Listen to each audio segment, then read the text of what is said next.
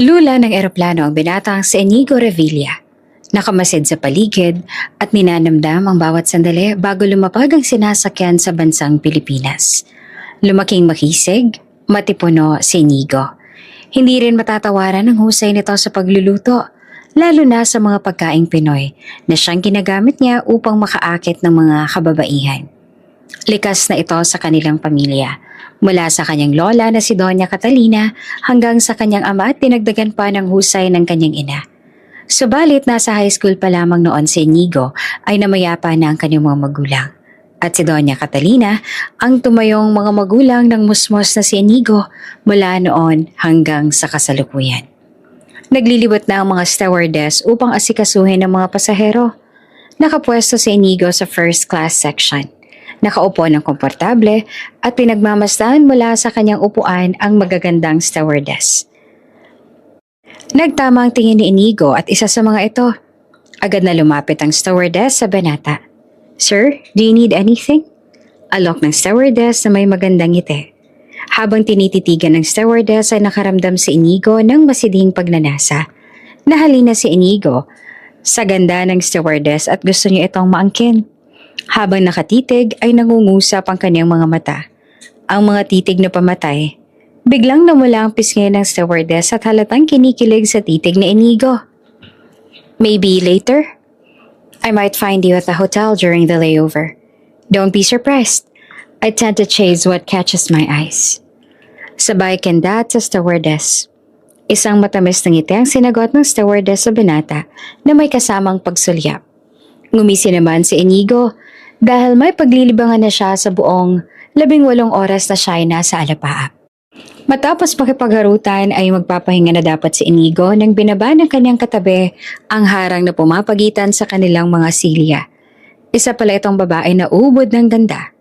Muli siyang naakit at tumitig sa katabi. Looks like this flight just got a lot more interesting." At ngumiti ito na tila may binabalak.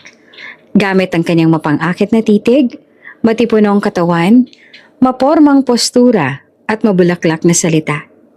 Ang karamihan sa mga kababaihan ay kanyang nakukuha. Hindi ito napipirme sa isa. Tila nakukulangan siya sa 2 at medyo sapat na ang 3 babae sa kanya. Sa may exit gate, humaba ang leeg ni Jella at oyang sa pagtanaw. Hawak ni Jella ang placard na may nakasulat na Inigo Revilla. Sila ang naatasan ni Doña Catalina na sumundo sa banata. "Kuya, hindi niyo pa po ba nakikita si Sir Inigo? Kanina pa po tayo dito, parang ubos na yung mga taong lalabas sa gate na to pero wala pa rin siya." Daeng ni Jella, na medyo nangangalay na sa pagtaas ng placard. "Nako, iha, ni Anino ni Inigo hindi ko pa namamataan." "Sakto naman tayo sa sinabing oras si Doña Catalina. Nasa naka..." Natigilan si Oyang sa pagsasalita nang mapansin si Inigo. May kausap na magandang dilag. Nakapulupot ang braso nito sa braso ng binata, habang sabay nilang hinihilang kanilang mga maleta. "Jella, mukhang sa ibang exit gate lumabas ang hinihintay natin." Napalingon si Jella kung saan nakatingin si Oyang. Ito ang unang beses niya na ang amoy personal na makita dahil dati sa mga larawan niya lang ito nakikita. Teka po, di ba sabi ng Donya mag-isa lang si Sir? Bakit may linta? Kasama siya." Bago ka pa lang sa channel neto, ibang kwento ni Ate Jane, istorya mo, ikwento ko. Huwag kalimutang pindutin ang notification bell at subscribe button.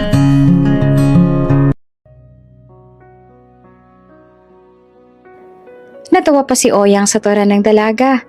Ngunit naiintindihan naman niya kung saan ito nanggagaling. Tila magkasintahan kasi ang dalawa kung umasta at parang hindi mo paghiwalay. "Itaas mo na lang yung placard mo nang makita niya tayo." Ilang sandali pa at nakita na sila ni Inigo.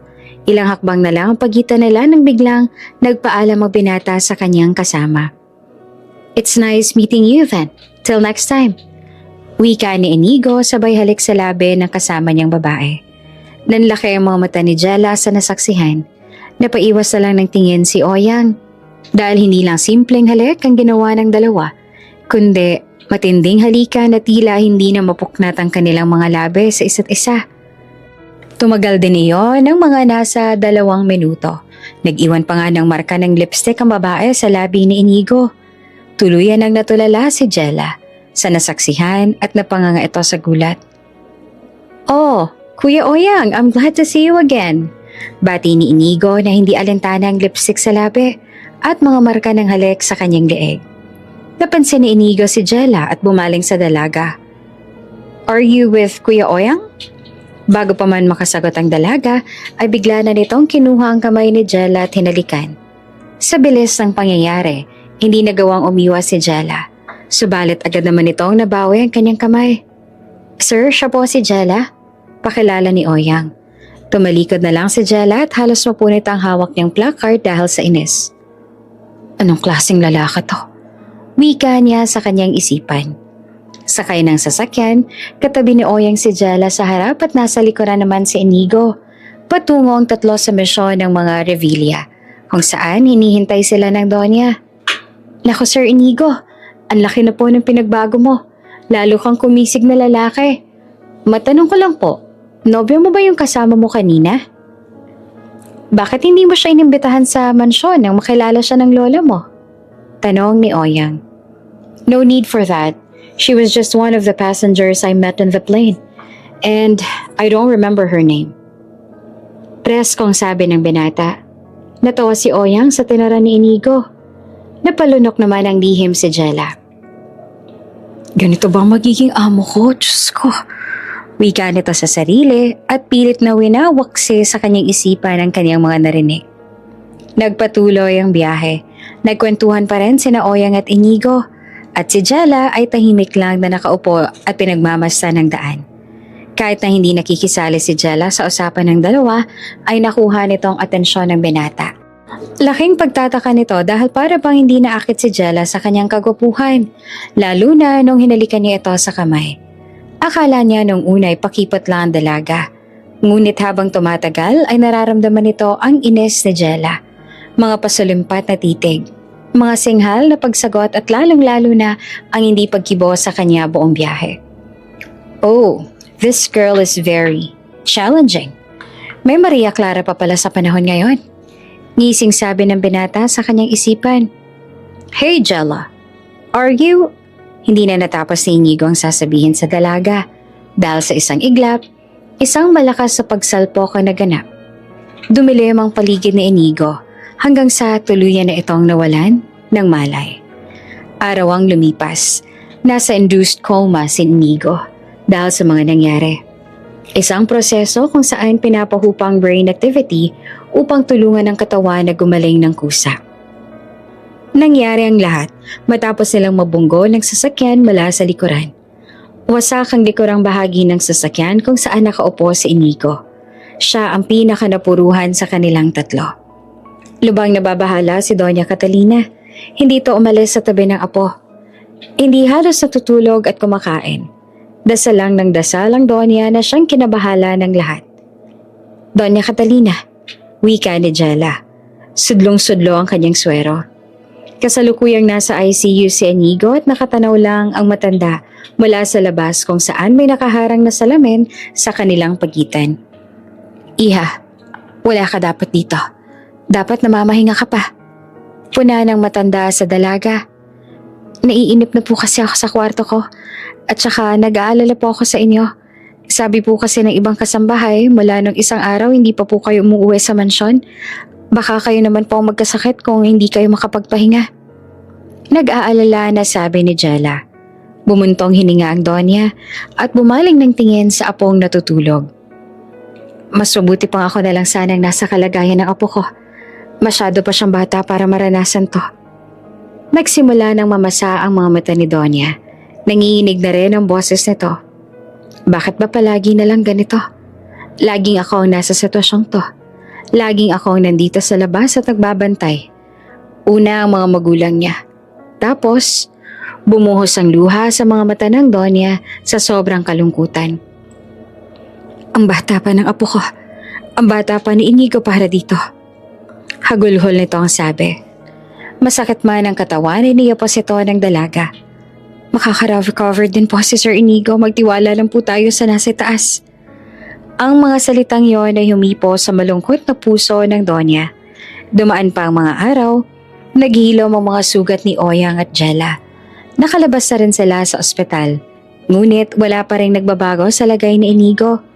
Nawawala na ng pag-asa ang lahat, maliban sa Donya at kay Jella. Nabahala na rin ang ilan sa lagay ng magiging tagapagmana ng negosyo ng pamilya Revilla. Doña Catalina, isa lang ang nakikita kong paraan para hindi mawala sa pamilya niyo ang lahat ng yaman. Alam kong hindi ito ang tamang oras para pag-usapan ito. Pero ayoko lang na malagay kayo sa alanganin pagdating ng panahon. Payo ng abogado ng Donya. Naiintindihan ko, attorney. Sabay buntong hininga ng Donya. Kapakanan ko lang din ang iniisip mo. Ngayon, sabihin mo sa akin, anong dapat nating gawin? Kailangan magkaroon ng asawa ang inyong apo na si Inigo. Alam kong mahirap, pero kung mas secure natin ang tagapagmana ninyo, mas malaki ang posibilidad na walang ibang maghahabol sa inyong yaman. Maaari ko bang malaman kung may nobya ang inyong apo? Napahawak ng kanyang noo ang Donya. Hindi ko alam. Wala akong alam sa personal niyang buhay, lalo na kung siya ay may karelasyon. Nakaramdam na ng tensyon si Catalina. Hindi niya alam kung saan hahanap ng mapapangasawa ang kanyang apo, hanggang sa isang dalagang lumapit sa dalawa. Doña Catalina, maaari raw po ba kayong kausapin ng doktor? Tanong ni Jella na siyang humalili sa matanda sa pagbabantay habang kausap niya ang abogado. Ikaw, tama. Ikaw ang tamang babae para sa apo ko. Bulalas nito na ikinagulat ng abogado at lalong-lalo na si Jella. Suot ang puting bestida at hawak ang maliit na kumpol ng mga bulaklak, ay nasa tabi na ni Inigo ang isang marikit na dalaga. Nasa induced coma pa rin ito at walang kamalay-malay na siya ay ikakasal na ng mga oras na yon. Do you, Jella Katapang, take Inigo Revilla to be your lawful wedded husband? Habang sinasabi ng abogado ang kanyang sumpaan, nakatingin ang dalaga sa natutulog na si Inigo. Napapaisip kung paano siya napasok sa ganitong sitwasyon. Tila sa isang iglap nagkaroon siya ng asawa, kahit na sa tanang buhay niya ay hindi pa siya nagkaroon ng kasintahan. Sumagi sa isipan ng dalaga ang mga nagdaang araw. Nang sinabi ng Donya ang kanyang problema at hiniling kay Jella na maging asawa ng kanyang apo, natulala na lamang si Jella. Hindi niya alam ang kanyang isasagot. Gusto niyang makatulong sa Donya. Natutokso din ang alok na to sa kanya. Ngunit paano naman ang kanyang karapatan? Ang kanyang pagkadalaga? Bukod doon, alam ni Jella na simula pa lang ay hindi sila magkakasundo ni Inigo. Isang pilyo, mahangin at masyadong bilib sa sarili na lalaking akala niya ay nagkakagusto sa kanya ang lahat ng babae. Doon pa lang ay ayaw na sa kanya ni Jella. Subalit, paano naman ang hiling ng Donya? Hanggang sa, heto siya ngayon, nakatayo sa tabi ni Inigo upang pakasalan ng binata. Natapos na ang sinasabi ng abogado at sagot na lang ng dalagang hinihintay. Nakatitig sa kanya ang lahat. Tila nasa kanya ang sagot na makapagpaligtas ang sangkatauhan. Para bang bumabara sa kanyang lalamutan ng minutong yon. At pagbaling ni Jella sa Donya, nangingiyak na ito. Hindi niya alam kung dahil ba sa tuwa dahil pumayag siya o kaba na baka siya'y umatras. I do. Nauutal nito ang sabi. Natapos na ang kasal. Abot langit ang pasasalamat ng Donya sa dalaga. Inisip na lang ni Jella na ginagawa niya ito para sa kanyang pamilya. I'm very happy na apo na rin kita. Maraming salamat sa pagpayag mo, Iha. Huwag kang mag-aalala. Hindi ako sisira sa usapan natin. Nakangiting sabi ng Donya matapos ng kasal. Finally, matatawag na kitang apo. Dagdag pa nito. Namula si Jella dahil sa mga binitawang salita ng Donya.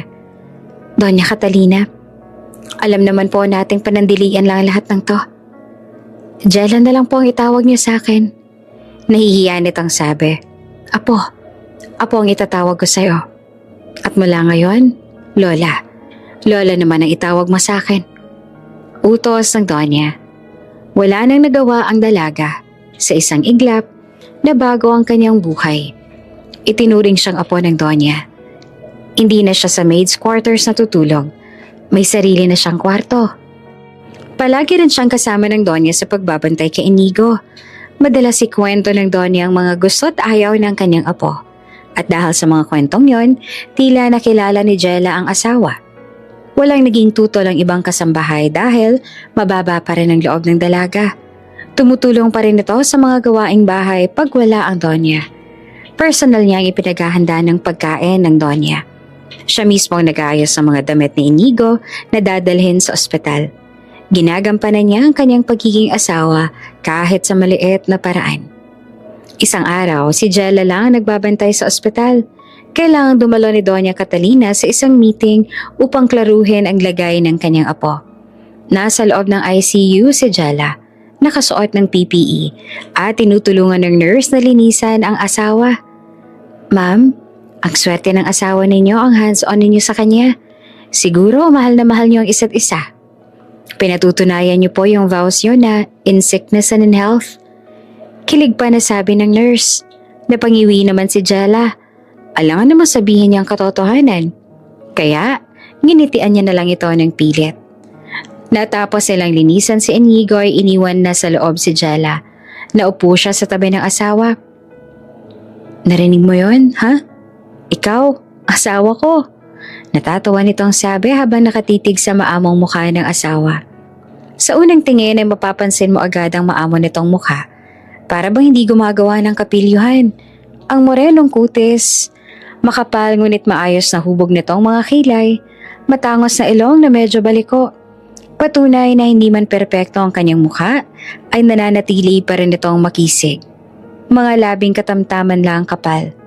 Kantuhang mukha na tinutubuan ng mga kaunting balbas at bigote sa haba ng panahon na siya ay nasa koma. Alam mo, gwapo ka naman eh. As in, walang biro, gwapo ka. Kaso nakaka-turn off ka lang dahil ang pilyo mo. Babaero ka Bago man matapos si Jella ang kanyang sasabihin, ay nakita nitong gumalawang talukap ng mga mata nito. Napatayo si Jella. Tinakpan ng bibig at nanigas sa kanyang kinatatayuan. Natunghayan niya kung paano magmulat ang kanyang asawa. Unti-unti, mabagal. Nasaan ako? Nangihina nitong sabi. Tumawag ng doktor si Jella. Habang tinitingnan ng mga doktor ang lagay ng binata, ay pinalabas muna si Jella ng silid. Nakatitig sa salaming, nakapagitan sa kanila ni Jella.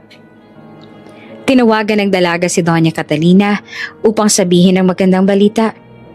Gulong-gulo ang isipan ng binata. Hindi niya maintindihan ang nangyayari sa kanyang paligid.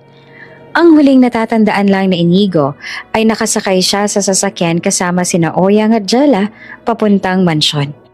Nang biglang nandilim ang kanyang paningin. At ngayon sa kanyang pagmulat, napunta na siya sa ospital. Ramdam ang matinding panghihina.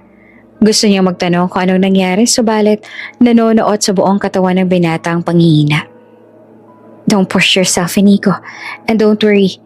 After ka naming matest, papapasukin na namin ang asawa mo. Wika ng doktor na tumingin kay Inigo upang siya ay kumalma.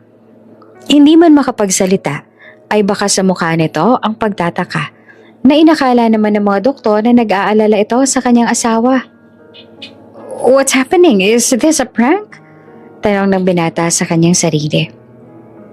Matapos sabihin ni Jella ang magandang balita sa Donya ay ibinaba nito ang tawag. Nakahinga na rin silang lahat ng maluwag dahil ligtas na ang binata. Bumaling muli ito sa salamin. Bakas ang pagtataka sa mukha ni Inigo. Ramdam ni Jella ang marahil ay naguguluhan ito sa mga nangyayari. Nakaramdam bigla ng kaba si Jella. Kumakabog ang kanyang dibdib dahil baka hindi matanggap ni Inigo ang mga nangyari noong siya ay nasa induced coma. Sana mapatawad mo ako, Sir Inigo. Hindi ko rin alam kung anong pumasok sa utak ko at pumayag ako. Masyado na ako naging desperado. Sorry po talaga, sir. Wika nito habang pinagmamasdan ng binata. Bagong salta lang noon si Jella. Walang kamalay-malay ang dalaga na masalimuot ang buhay niya sa syudad.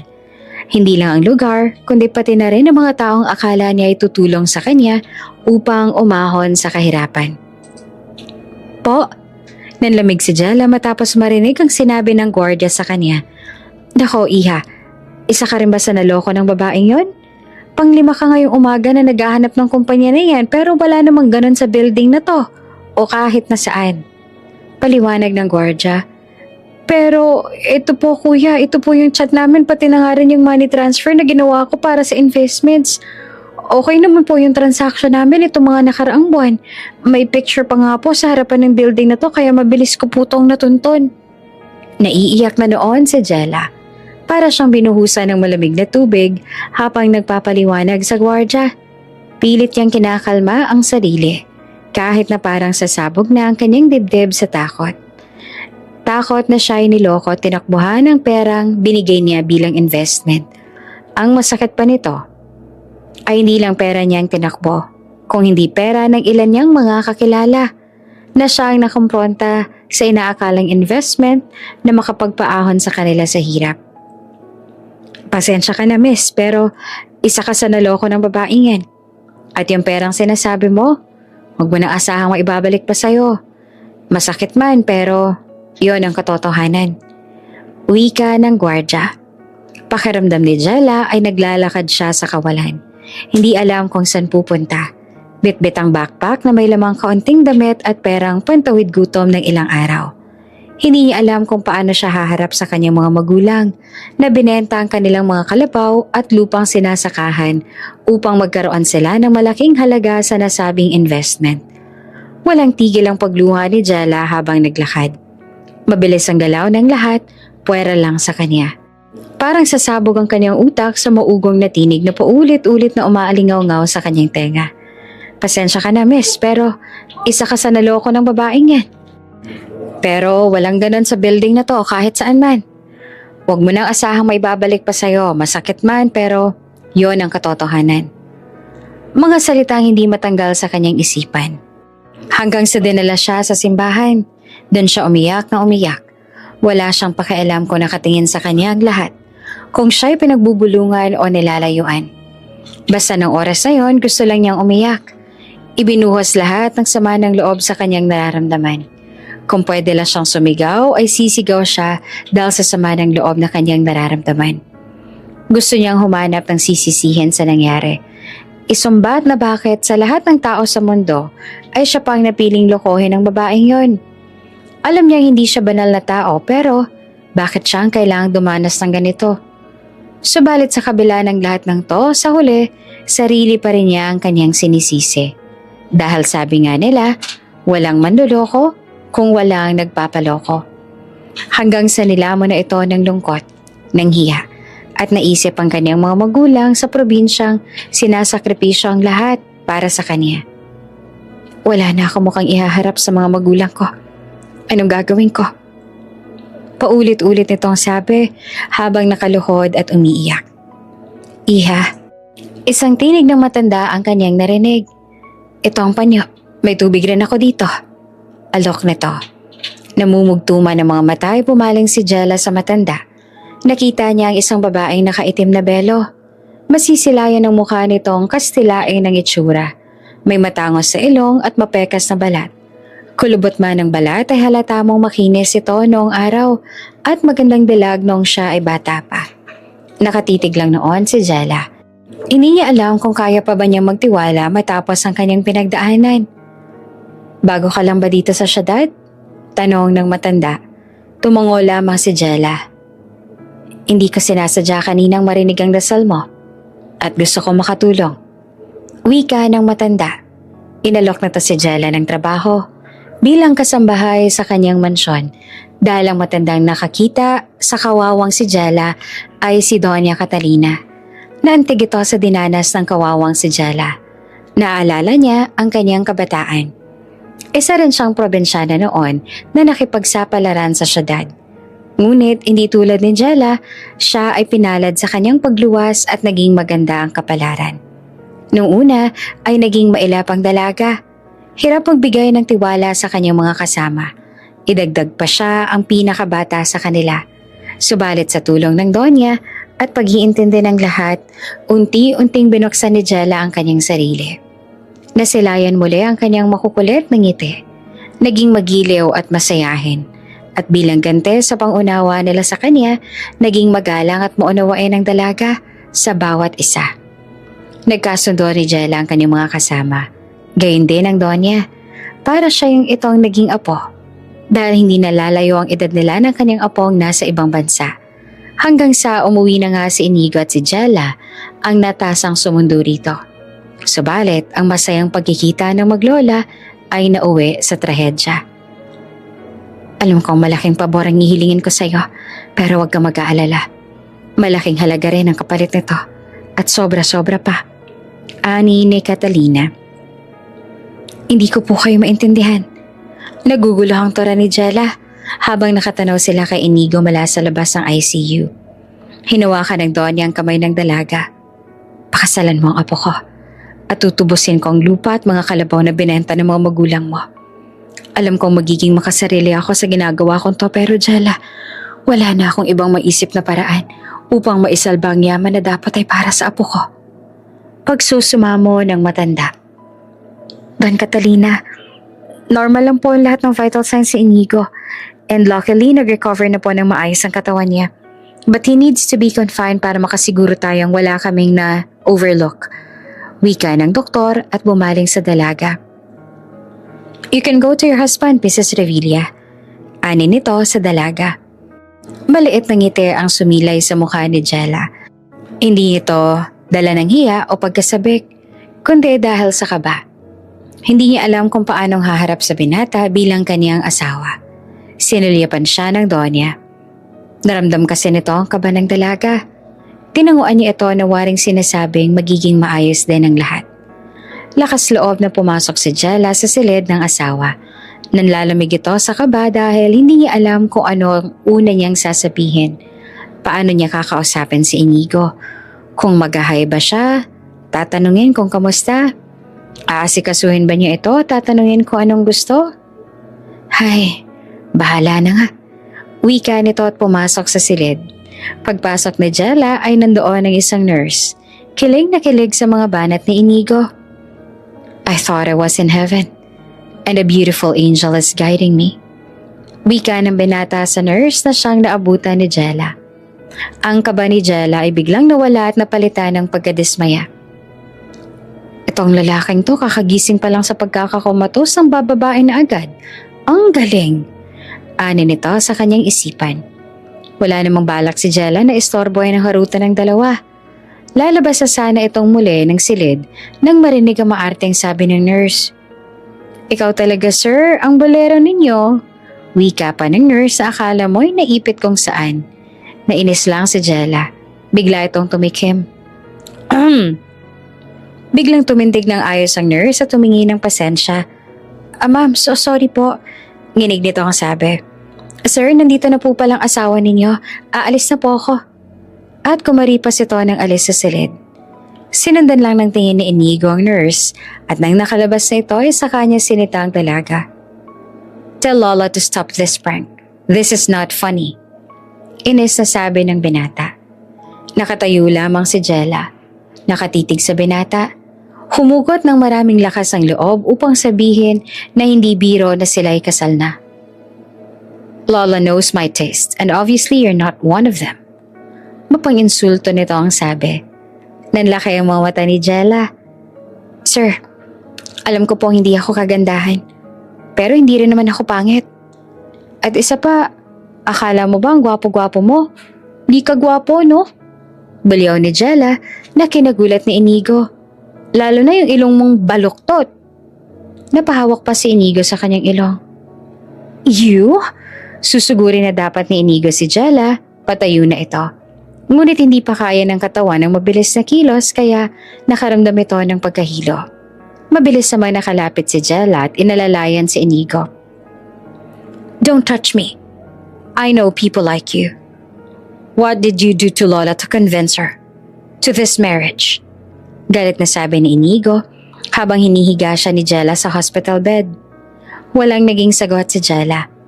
Inayos niya ang unan sa ulo na Inigo. Ang kumot na nagulo at swerong napilipit dahil sa pagkilos ng binata. Answer me! Sigaw ng binata. Wala akong ginawa. At wala ka ng choice, okay? Mag-asawa na tayo ngayon, kaya umayos ka. Malamig nito ang sabi sa binata na biglang nagpatameme dito. Nakatalikod na si Jella kay Inigo para ayusin naman ang kumot sa paanan nito. Sabi ng doktor, mamamalagi ka pa raw dito ng ilang araw. Mas gusto mo ba ng lugaw? Yun pa lang kasi ang pwede mong kainin. Matapos marinig ang malamig na boses ni Jella, may halong otoridad ay natigilan si Inigo. Nakaramdam ng takot. Ngunit nang alokin siya ng pagkain ay bigla siya nagutom. Yes, I want that. With a lot of maraming paminta. Yung halos nangingitim na yung lugaw sa paminta. Nagulat si Inigo kung paano yon nalaman ni Jella. Humarap si Jella sa binata. Sorry pero bawal. Lugaw lang na walang lasa. Yan lang daw muna. Saka na kita pagluluto ng lugaw na gusto mo. Nagkakaintindihan ba tayo? Tumango na lang si Inigo na parang bata. Nagtungo na si Jella sa maliit na kusina ng kwarto ni Inigo. Pagkaharap nito sa cabinet kung nasa ng bigas sa kanyang gagawing lugaw at napabuga ito ng hangin sa bibig. Mukhang ito na yata ang simula ng kalbaryo ko. Jella, ano ba tong pinasok mo? Wika nito sa kanyang sarili. Nang araw ding yon ay nagkita ang maglola. Agad na nagtanong si Inigo sa Donya kung bakit nagkaroon siya ng asawa nang hindi niya alam. Sumama ng sobrang loob ng binata sa matanda. Lola, really? Of all the girls, you choose that maid to be my wife? Ines na sabi ni Inigo sa kanyang lola. Nasa may sofa noon si Jella, nagtutulog-tulugan.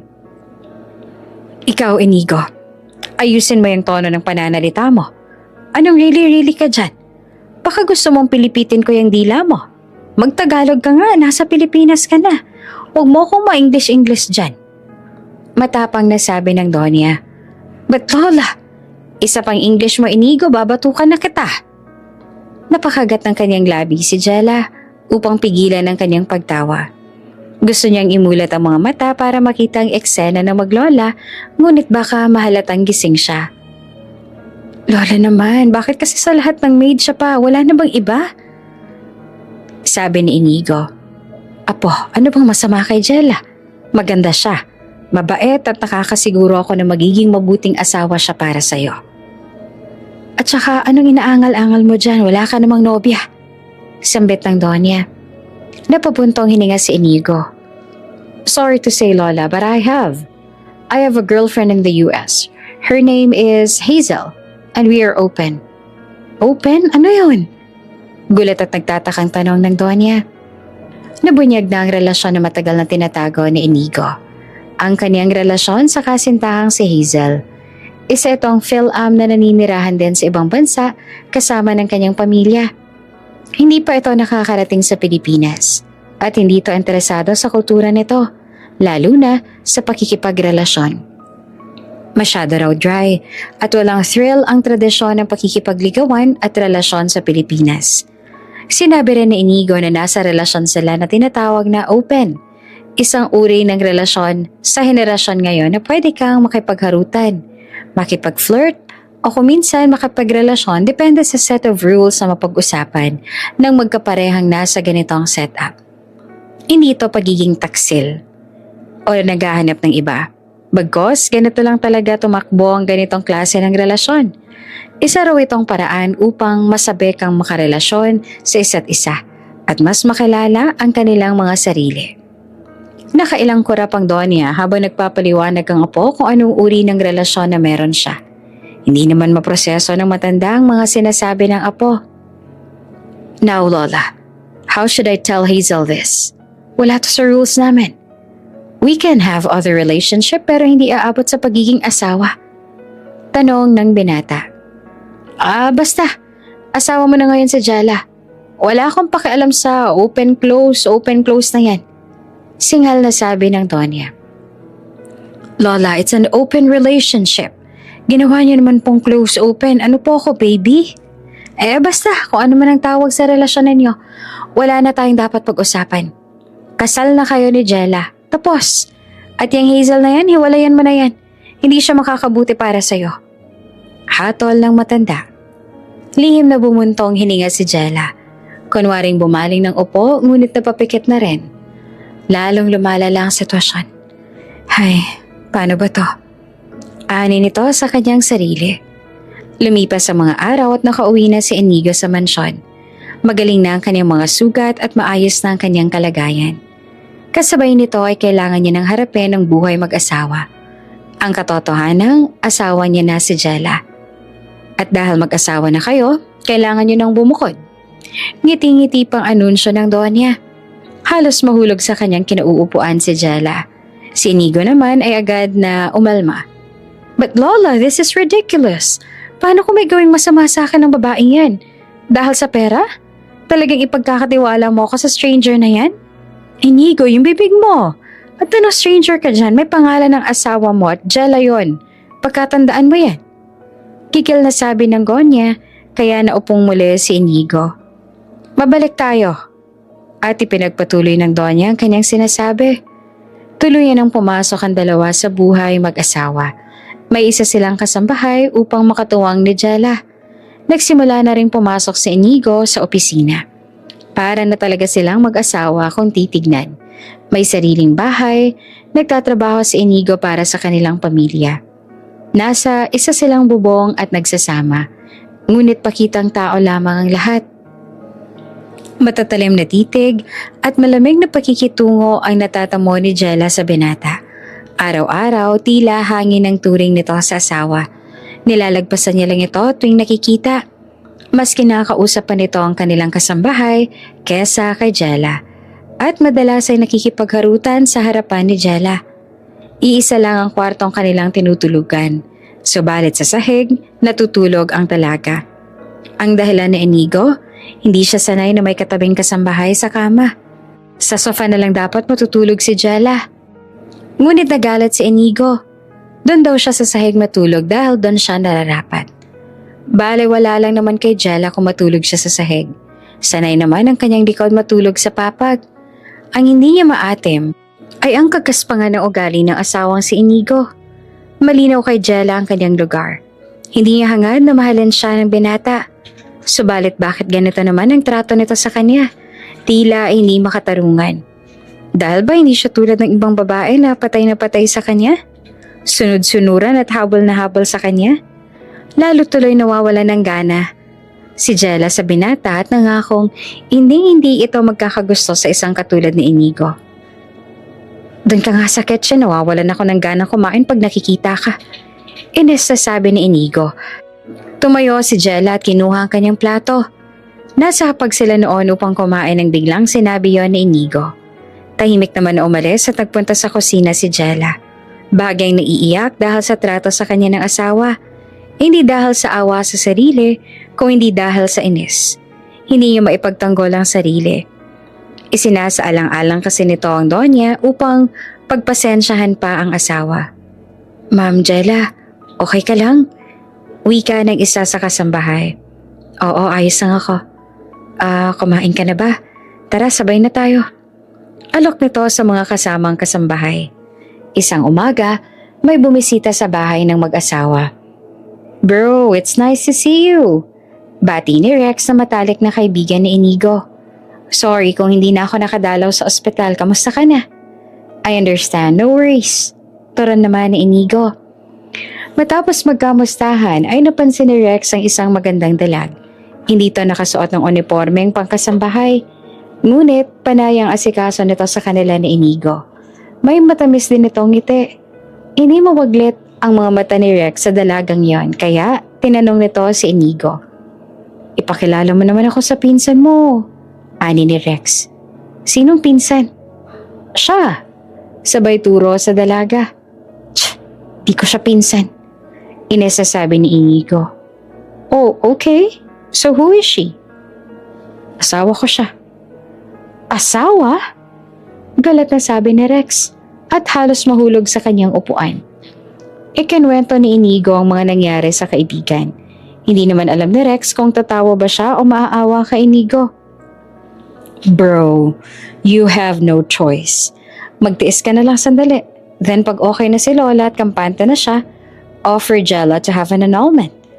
Pera lang naman ang katapat niyan for sure. And then, ereto mo na siya sa akin. I really like her. Ngiting-ngiting sabi ni Rex. Biglang napaisip si Inigo. Tama ang sinabi ni Rex. May salitang annulment na pwede niyang gawin. Thank you bro, you gave me an idea. Wika nito at napayapos pa sa kaibigan. Nagulat naman si Rex, nagtaka. You are right. There's a thing called annulment. I never thought na magagawa ko yun sa buhay ko. At saka, maling-mali si Lola na she's a wife material.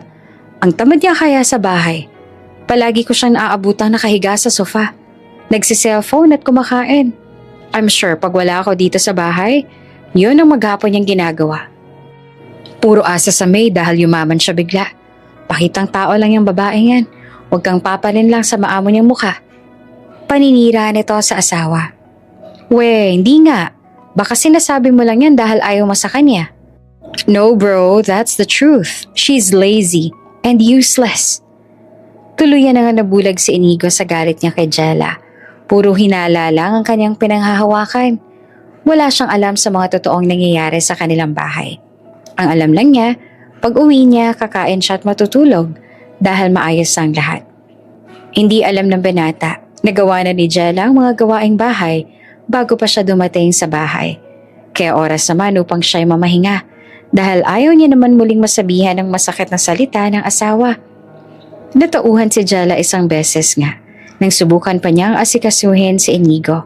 Ipinagluto at inaya pa niyang kumain ng asawa pagkagaling sa opisina.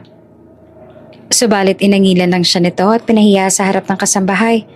Tinawag si Jellang walang kwenta, pabida, puro pakitang tao, at sip-sip. Mula noon tahimik na lang na ginampanan ni Jella ang tungkulin bilang asawa. Lihim, walang reklamo, walang kapalit.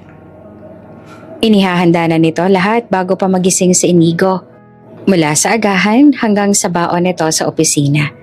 Gayon din pagsapit ng gabi, nakahanda na ang lahat. Iinit na lang ng kasambahay ang pagkain ni Inigo. Pati nang higaan nito ay ayos na upang komportable itong makatulog. Lahat ng ito ay hindi alam ni Inigo.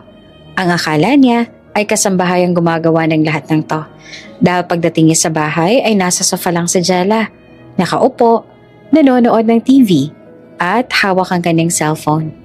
Sasalubungin siya nito at kukunin ang kanyang bag. Ganon lang palagi nakikita ni Inigo ang ginagawa ng asawa, araw-araw, at kinaiinisan niya yon. Gusto niyang bulyawan ito upang itigil ng gawin yon. Subalit naiisip niya na yun na nga lang ang ginagawa ni Jella bilang asawa ay pipigilan pa niya. Kaya naman, hinayaan niya na lang si Jella at nasanay nating gabi ay sasalubungin siya nito. Natahimik ang brutal na bibig ni Inigo simula nang gawin ito ni Jella. Natahimik ang kanyang kalooban. Sabi ni Jella sa kanyang sarili, mas mabuti na ang ganito kaysa naman panay masasakit na salita ang kanyang naririnig araw-araw. Mas maayos na ang para siyang hangin sa nararamdaman lang at hindi nakikita.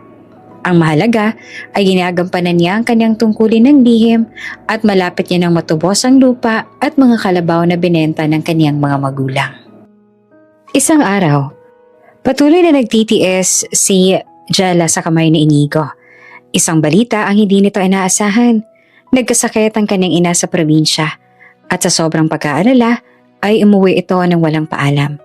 Sumapit ng gabi, dumating na si Inigo at inaasahan niyang sasalubungin si Jella tulad ng nakasanayan. Ngunit laking pagtataka niya na wala ito. Nilingan niya ang kanyang mga mata.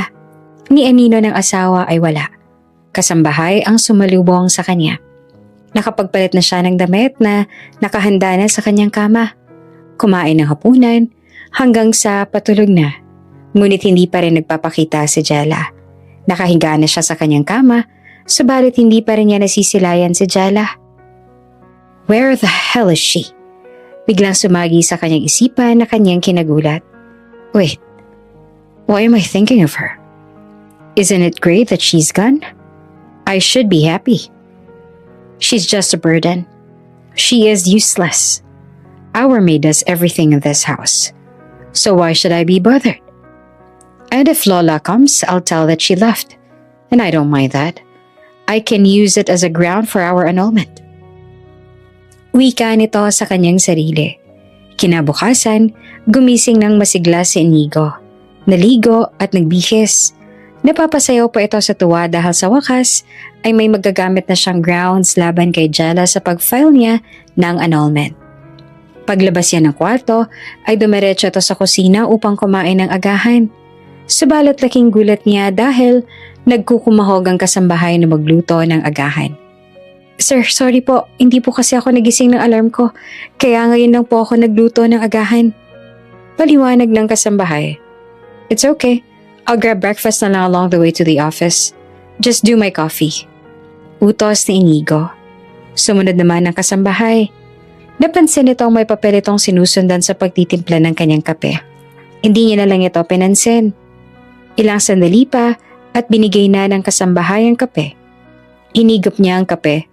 Subalit may kakaimba sa timpla nito. Parang iba ang pagkakatimpla ng kape na karaniwan niyang iniinom. Subalit, iniisip na lang ng binata na dala lang ng pagmamadali kaya na iba ang timpla ng kanyang kape. Dumaan pa ang ilang mga araw at napapansin ni Inigo na tila may kakaiba sa kasambahay. Nauna pa siyang gumising dito, hindi tulad dati na sa kanyang pagbangon ay nakahanda ng lahat sa kanyang pagpasok. Mali-mali ang binibigay nitong damit sa kanya. Hindi na rin tumama ang timpla ng kanyang kape. Tila mula nang nawala si Jella ay nagbago ang takbo ng lahat. Ngunit hindi ito pinansin ni Inigo at nagtiyaga sa kung anong ginagawa ng kasambahay. Minsang sumagi sa kanyang isipan na baka si Jella talagang gumagawa ng lahat, subalit pilit niyang winawakse sa kanyang sarili at pinaniniwala ang tamad si Jella at walang silbi. Isang umaga, akala ni Inigo ay pangkaraniwan lang itong tulad ng mga nakaraan. Subalit hindi niya inaasahan ang pagbisita ng kanyang lola. Hindi para siya'y kamustahin, ngunit upang pagalitan. Ikaw bata ka, ilang araw na palang wala sa bahay niyong asawa mo. Hindi mo malang inaalam kung nasan siya. Sigaw ng Donya sa kanyang apo. Lola, ano po bang gagawin kung umalis siya? It's her choice. Baka naiinip na siya dahil wala siyang ginagawa sa bahay kaya nag-unwind siya. Tura ni Inigo. Namumula sa galit ang Donya. Halatang inis na sa kanyang apo. Tingnan mo tong batang to. Talagang wala kang pakialam sa asawa mo, ano? Hindi na sumagot si Inigo dahil tunay namang wala siyang pakialam dito. Sumenyas ang Donya, lumapit ang isa sa kanyang tauhan. May bitbit na maleta. Inigo, hala, sundan mo ang asawa mo. Utas pa ng Donya. Po, but I don't know where she is. Ako nang gumawa ng paraan para malaman kung nasan siya. Nasa Mauban, Quezon siya. At doon ka pupunta para sunduin ang asawa mo. Utos ng Donya. Lula ng kanyang sasakyan ay walang nagawa si Inigo kung hindi sundan ng asawa sa probinsya. Pilit man niyang mga tuwiran sa kanyang lola ay wala na itong tinatanggap na kahit ano pa mang paliwanag. Sarado ng isipan ng Donya. Oh, habang nasa biyahe ka, aralin mo to. At may inabot na folder si Donya Catalina. What is this for? Profile yan ng mga magulang ni Jella. Nang biyanan mo, aralin mo ng mabuti. Nandyan ang mga gusto at ayaw nila. Ayon yan sa pagkakaalala ko sa mga kwento ni Jella. Ayusin mo yung ugali mo, Inigo, ha? At tantanan mo na yung kaka-English mo. Kung ayaw mong hatakin ko yung dila mo para magtagalog ka ng matino. Banta pa ng Donya. At napaismid na lang si Inigo. Mabilis na natunto ni Inigo ang Mauban, Quezon. Nahirapan lang siya maghanap ng mismong tinitirhan ni Jella. Halos kumakagat na ang dilim nang matunto niya ang bahay ni Jella. At sa tulong ito ng isang lalaking nagngangalang Nestor. Jella, si Nestor to, lumabas ka dyan. Tawag nito sa labas ng isang bahay na sementong haligi, ngunit ang bubong ay pawid. Nilibot na Inigo ang mga mata sa paligid. Layo-layo ang mga bahay sa lugar at halos napapalibutan sila ng bukid. Abay dali mo, sandali lang, palabas na! Sigaw ng isang babae. Kaboses ito ni Jella, ngunit parang kakaiba itong magsalita. Tila may tono ng malambing katulad ng pagsasalita ni Nestor. Ah, dalian mo baga at may naghahanap sa'yo rito. Sigaw muli ni Nestor. Paglabas ng babae, natigilan si Inigo. Pati na rin ang babae, tila ba nakakita ito ng multo. Lumapit ito kay Jella. Mahahalata sa kilos nito na malapit sila sa isa't isa. Matipuno ang pangatawan ni Nestor. Halatang batak sa bukid. Moreno ang kulay na bahagyang sinunog pa ng araw ang balat. Ngunit kahit na ganon ay umaangat pa rin ang kakisigan nito. Jella, kilala ka raw ng lalaking ito. Kanina pa to uli ng uli. Buti na lang at nagtanong to sa akin, abay sino ba to? Tanong ni Nestor kay Jella. Nakatingin sina Nestor at Jella sa isa't isa. Samantalang si Inigo naman ay nasa kanilang harapan. Salit-salitan silang tinitignan. Sa hindi mo ipaliwanag na dahilan, nag-init ang tenga ni Inigo. Hindi niya alam kung bakit bigla siyang napikon sa titig ni Nestor sa dalaga. Tila ba may koneksyon silang dalawa at hindi niya maamin sa kanyang sarili na naiinggit siya kung paanong titigan ni Jella si Nestor. Oo, kilala ko siya.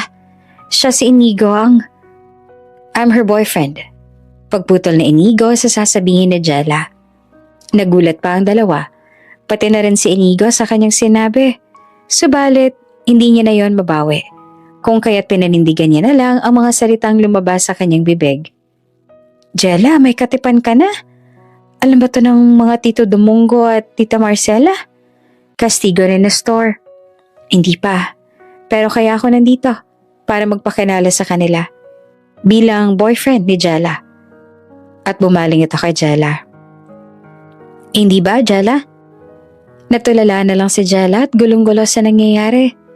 Nang gabi ring yun ay pinatuloy ni Jella si Inigo sa kanilang munting bahay. Nakaupo sa rata na upuan si Inigo sa munting sala ng tahanan ni Jella. Inihintay na lang amang si Domingo na pauwi galing sa pagsasaka. Ayaw umalis si Nestor dahil pakiramdam niya ay kailangan ring kastiguhin si Inigo dahil siyang matalik na kaibigan ni Jella. What have I done? Bakit ba kasi boyfriend ang sinabit ko? Bakit may boy? I should have said friend. Ano ba nangyari sa akin? Imek ni Inigo sa kanyang sarili habang nakatitig sa kanya si Nestor at kinikilatas siya ng tingin. Oh, heto Inigo, kumain ka muna ng suman. Gawa ko yan, isawsaw mo sa asukal kung natatabangan ka. Alok ni Marcela, ang ina ni Jella. Nay, ako na po rin yan. Hindi po ba sabi ng doktor bawal ka pong magpagod? Kakulit mo din ay eh. Saway ni Jella sa ina. That could be the reason why she left. I'm so insensitive. Bakit ba hindi ko inalam kung bakit siya biglang nag-alsabalutan? Maybe this is why she's always on her phone. What have I done? Nanlumo na si Inigo at nakukonsensya sa kanyang mga espekulasyon. Kasalukuyan, sinisisi niya ang kanyang sarili. Nagtungo na rin sa sala si Jella. May daladalang suma na para naman kay Nestor. Walang kakaibang ginawa si Jella. Inalok lang niya ang kaibigan ng suman. Ngumiti si Nestor at nagpasalamat. Yan lang ang ginawa nila, subalit parang sasabog sa galit ang puso ni Inigo sa nakita. Parang gusto niyang hamunin ng suntukan si Nestor at sumbatan si Jella na dapat siya ang inaasikaso nito at hindi si Nestor. Sa madaling salita, nakakaramdam ng matinding selos si Inigo. What's happening to me? Why am I feeling threatened by this guy, Nestor? Habang naglalaban ang isip ni Inigo ay nagbukas ang pinto. Andito na ako.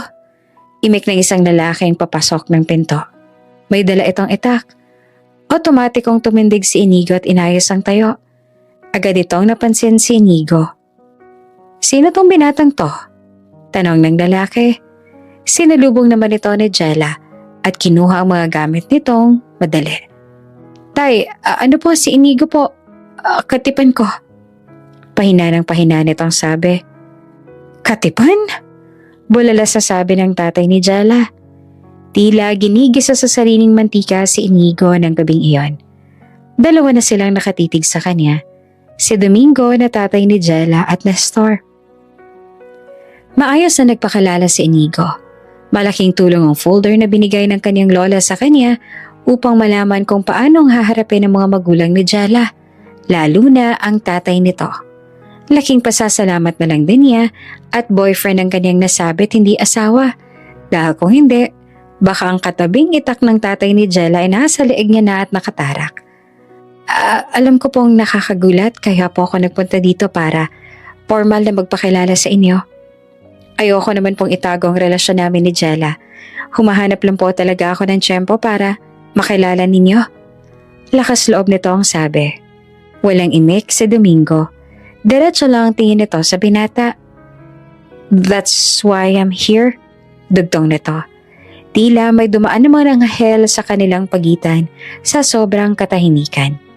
Subalit ang isipan ni Inigo ay naguhumiyaw at napapikit bahagya matapos magsalita. Nawala sa kanyang isip na dapat ay magtagalog lang siya para hindi siya maging mayabang ang dating sa ama ni Jella tulad ng paulit-ulit na sinasabi ng kanyang lola. Ang ibig ko pong sabihin, kaya ko po sinundan si Jella dito para patunayang karapat dapat po ako sa anak ninyo. At papatunayan ko po yan sa kahit na anong paraan. Dugtong pa ng binata. Habang sinasabi iyon ni Inigo, ay nakatitig lang si Jella sa binata. Nasa likuran nito ng ama at nakatayo. Anong kambong sinasabi nito? Wika ni Jella sa kanyang sarili. Makikita ang malaking pagkadismaya ng ama ni Jella sa kanyang unika iha. Hindi nito akalaing ililihim ito sa kanya ng anak. Subalit anong silbi ng kanyang galit kung ang kasintahan ni Jella ay nasa kanyang harapan na. Hindi ko itatagong ako'y nasusura sa mga nangyayari. Pero anong magagawa ko kung nariyan na yan?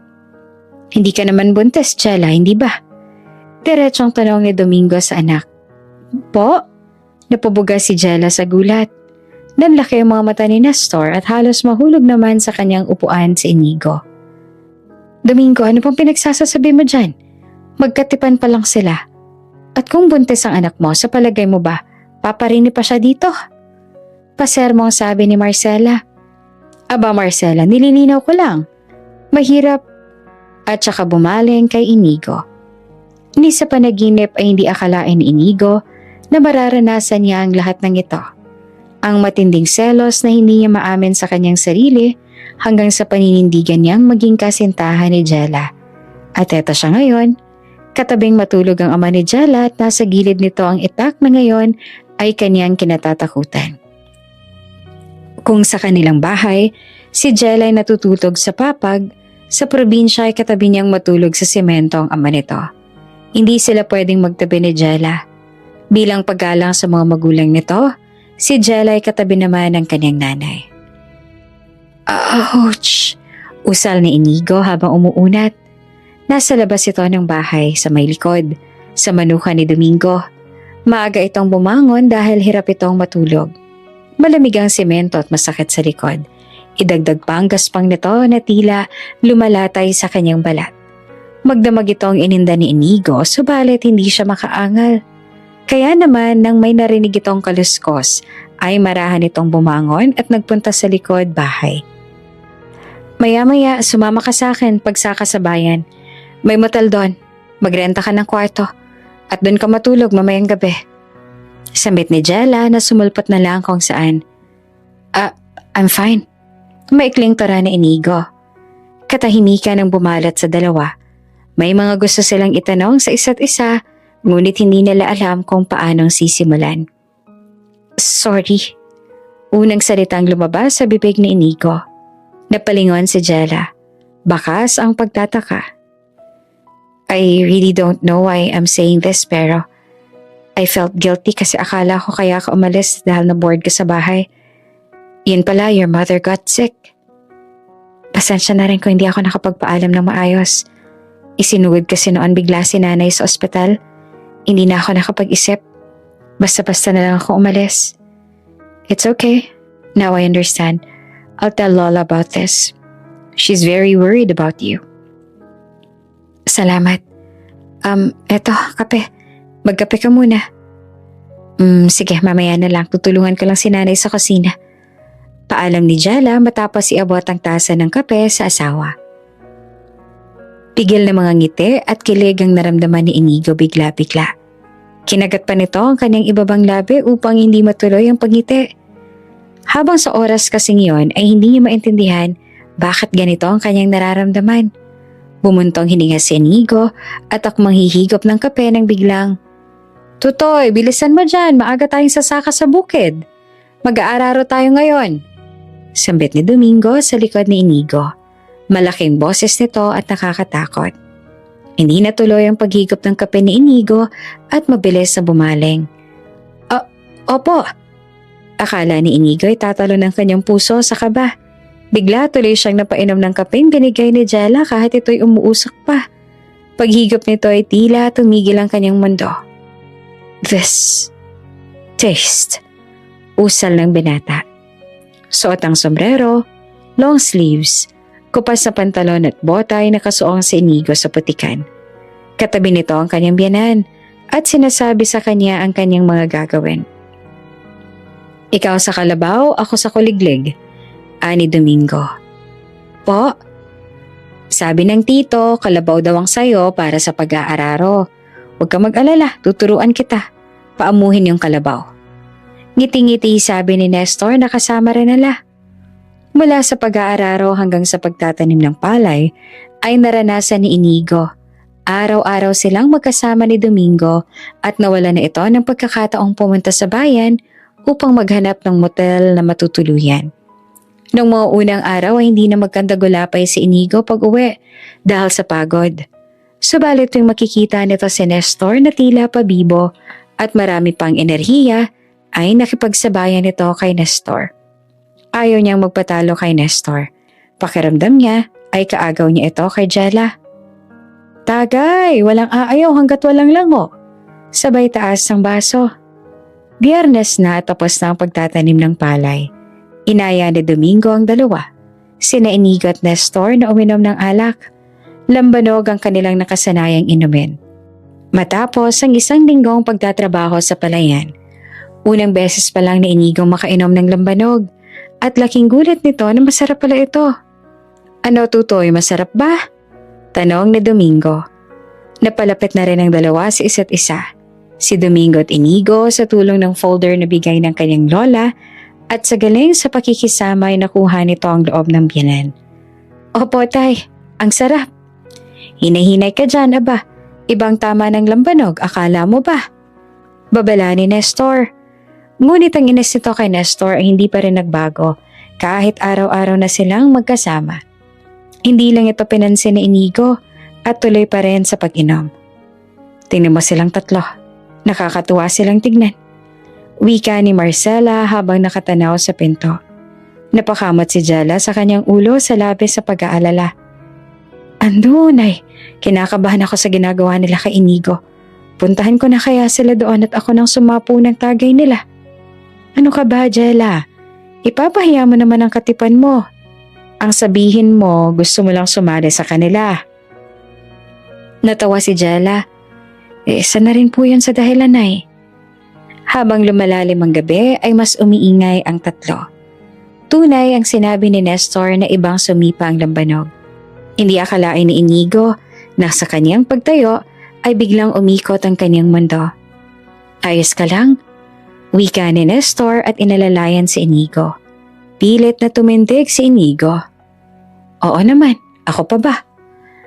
Kahit ang totoo ay hilong-hilo na siya. Nasa may pinto pa rin si Jella at nakatanaw. Ando, sabi na nga ba. Hinintay ni Jella na lumapit si Inigo. Alam nitong ito'y magbabanyo. Kaya pa? Ano gusto mo ng sub? Alok ni Jella. Thanks, but no thanks. A lady should not be drinking with boys. I can handle it. Wika ni Inigo kahit naduduling na ito sa kalasingan. Tunay nga ang sinabi ng ibang ang taong lasing, galing sa puso ang sinasabi. Sa sobrang pag-aalala, hindi na napigilan ni Jella na sumari sa tatlo. Tinatamaan na rin ng alak ang kanyang ama, ngunit nagpapakita ang gilas ito kay Inigo kaya hindi pa ito umaayaw. Ganon din si Nestor na hindi na makapagsalita ng maayos dahil sa kalasingan. Ayan na nga bang sinasabing? Gustong batukan isa-isa ng dalaga ang tatlo hanggang sa napahawak na lang ito sa kanyang nuot na pailing. Ay, kay papatag namang uminom.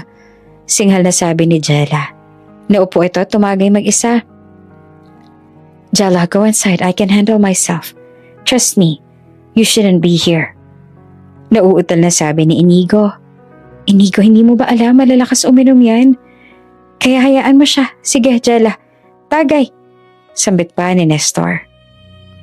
May katotohanan ng sinabi ni Nestor kaya walang sabi-sabi naglagay na si Jella ng alak sa basong nasa kanyang harap.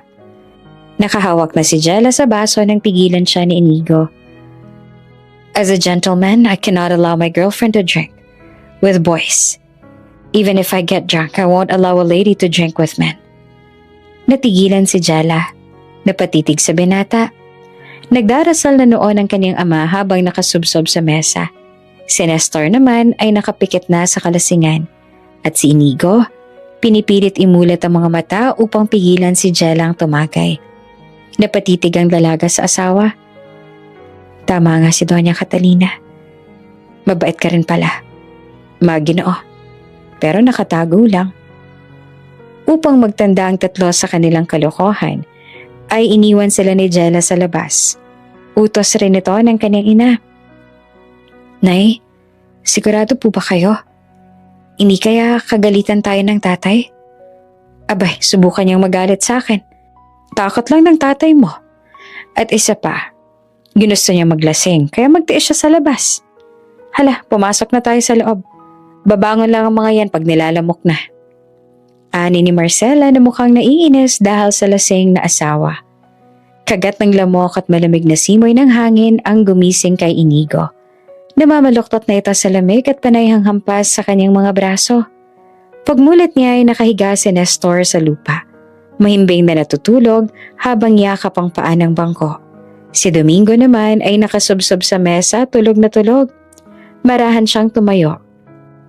Nakaramdaman ng hilo ay nagawa pa rin na lumakad at pumasok sa loob ng bahay. Hindi naman ganong kalupet si Marcela. Kinawit niya lang ang pinto at hindi sila pinagsaraduhan ng bahay. Kaya naman, nang nakapasok na si Inigo sa loob ay agad itong nagpunta sa kusina upang magtimpla ng kape.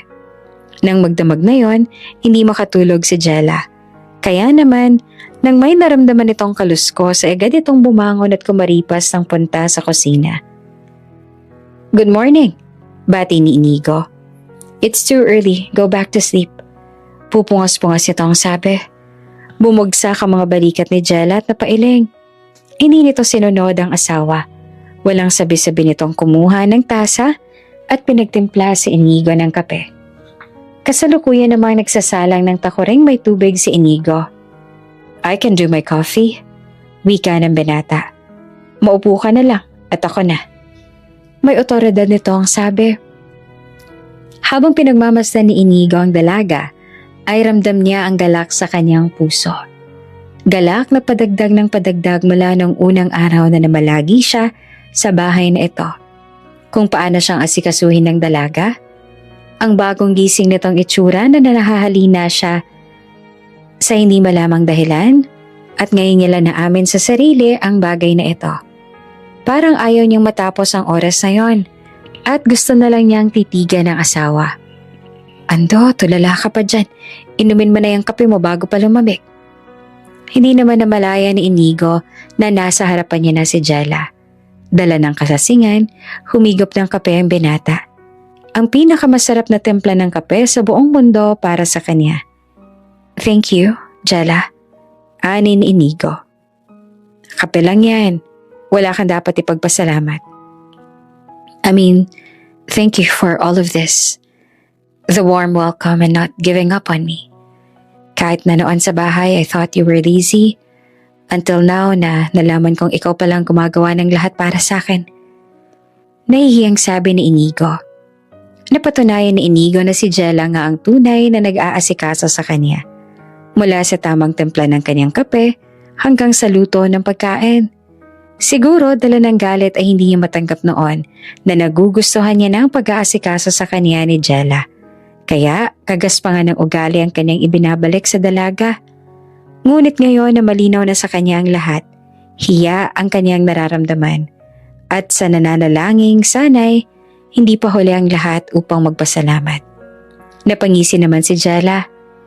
Alam mo naman ang estado ng relasyon natin, hindi ba? Ako lang yung tipo ng taong hindi pinagpipilitan ng sarili. Pero kailangan kong gawin ang obligasyon ko sa'yo. Pero salamat. dahil na-appreciate mo yung ginagawa ko. Nagkahiyaan man ay gumuho ng pader na namamagitan sa dalawa. Napangiti si Inigo sabay higop ng kape. Nakatitig noon si Jella at biglang kumubog ang kanyang dibdib. Agad niyang inilihis ang kanyang tingin, subalit ramdam niyang namumula ang kanyang pisngi. Kaya naman bigla itong tumayo, tumalikod sa binata. Ayusin ka lang yung higaan mo para makapahinga ka ng maayos. Paalam ni Jella. Nagpakita na ng interes si Inigo kay Jella. Iwinaksin na nito ang kanyang galit at naisip na paano kung totohanin niya ang lahat. Ang pagiging kasintahan ni Jella at wag nang ituloy ang annulment na binabalak. May Pinay na gandang dalaga. Masikaso, mabait at masayahin. Matapang din tulad ng kanyang inang si Marcela na mas nakakahalina dahil alam niyang hindi ordinaryong babae si Jella. Kaya niya ang kanyang sarili at walang aatrasan. Tamang-tama lang bilang ilaw ng tahanan na gagabay sa kanilang magiging anak. Tila nakita naman ni Inigo ang kanyang sarili na kasama si Jella sa pagtanda.